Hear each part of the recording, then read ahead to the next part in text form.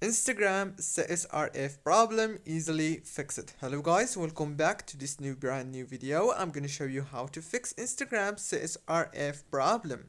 First thing you wanna do guys is open the settings on your phone, go to the wireless and networks, open the Wi-Fi.